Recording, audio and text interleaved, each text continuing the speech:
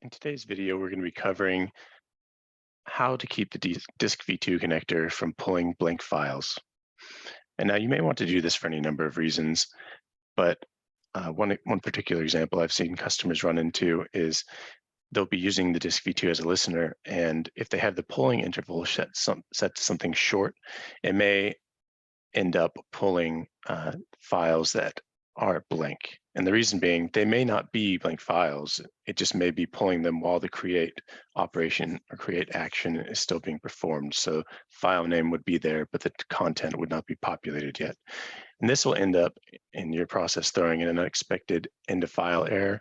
And now you can use error handling logic and other sub-processes as well to handle this. Or if you'd like to keep it all simple in one process, you can instead use the Disk V2 as a query operation and set a schedule running at the same polling interval or however you'd like it to pull.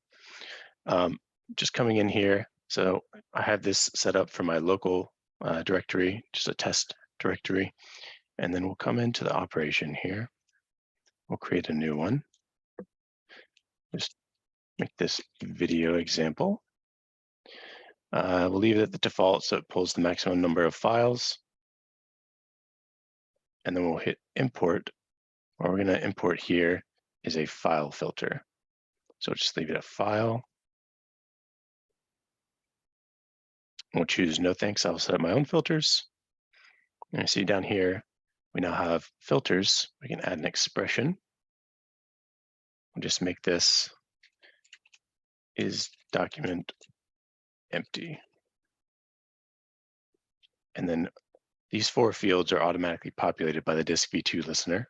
So we'll choose file size, and we'll set it to greater than. Save and close that. We'll come in here to parameters, and we'll choose one parameter. We'll choose that same expression, is document empty, set it to a static value of 0.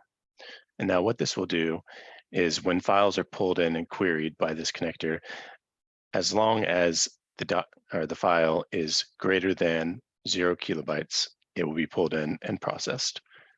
And that's a simple way of handling this issue.